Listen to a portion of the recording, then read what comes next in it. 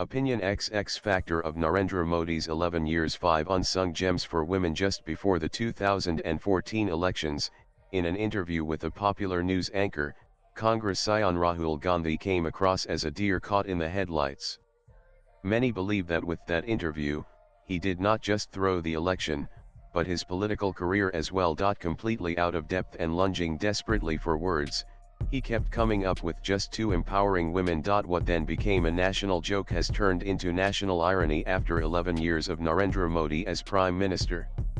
It is as if the ruling BJP has snatched women's empowerment out of Rahul Gandhi's mouth and turned it into its own mission. On completing 11 years, the Modi government is predictably advertising its achievements.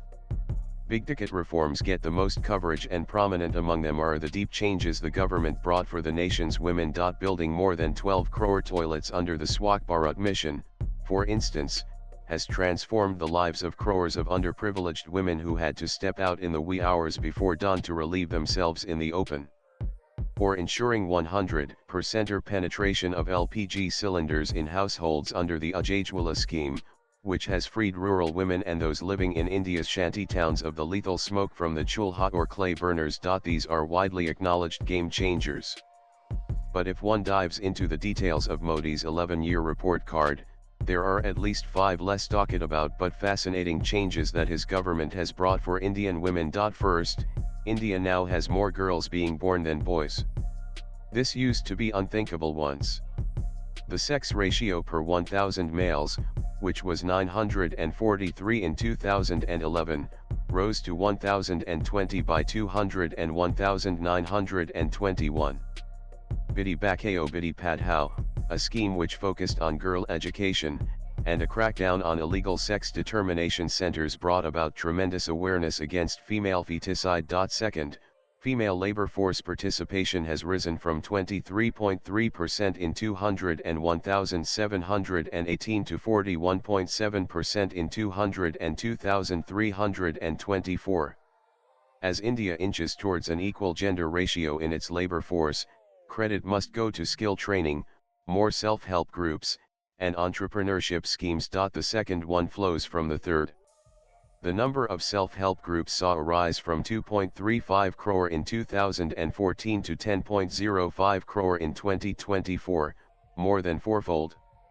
Schemes like Lakpati Didi, in which women cross an annual household income exceeding Rs 1,00,000 through financial inclusion and entrepreneurship, have started showing results. Fourth, institutional deliveries have risen from 61% in 201,415 to 97.3% in 202,324. The government's Lakshya program, which extends quality childbirth and postpartum care and better hospital infrastructure, is leaving an impact. Fifth, maternal mortality is down from 130 per lakh live births in 201,416 to 97 in 201,820. Two schemes in particular, PM Surakshit Matriva Abhiyan and Pradhan Mantri Matruvandana Yojana, have driven the change. Behind these figures stand the government's mammoth will and effort. The force that nurtures Bharat and makes up for half her people is quietly rising, and transformation is happening even in the remotest parts of the nation at unprecedented speed. Swipe left for next video. The words Rahul Gandhi clumsily tried to use as a shield in that interview empowering women has ironically been set in motion by his nemesis, NAMO. Abhijit Majumdar is a senior journalist. Views expressed in the above piece are personal and solely those of the author. They do not necessarily reflect News 18's views. Latest blogs